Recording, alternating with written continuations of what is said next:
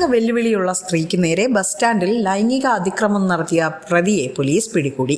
Kattakada KSRTC bus സ്റ്റാൻഡിൽ station മാസ്റ്ററുടെ ഓഫീസിന് സമീപം ബെഞ്ചിൽ കിടന്നുറങ്ങുകയായിരുന്ന മാനസിക വെല്ലുവിളി നേരിടുന്ന സ്ത്രീക്ക് നേരെയാണ് പ്രതി ലൈംഗിക അതിക്രമം നടത്തിയത്. 2 ആഴ്ച മുൻപായിരുന്നു കേസിന് ആസ്പദമായ സംഭവം. കേസിലെ പ്രതിയായ ഷിബു വീണ്ടും കാട്ടാക്കട KSRTC പരിസരത്ത് എത്തുകയും ഇയാളെ കണ്ട് മനസ്സിലാക്കിയ KSRTC ജീവനക്കാരൻ പോലീസിനെ വിവരമറിയിക്കുകയുമായിരുന്നു. അറസ്റ്റ് ചെയ്ത പ്രതിയെ വൈദ്യപരിശോധനയ്ക്ക് ശേഷം കോടതിയിൽ ഹാജരാക്കി.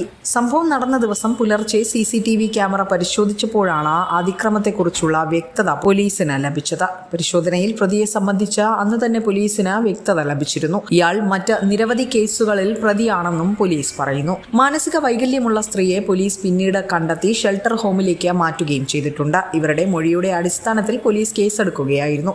എന്നാൽ അന്വേഷണം ആരംഭിച്ചതോടെ പ്രതി മുങ്ങിയതായിരുന്നു വിവരം.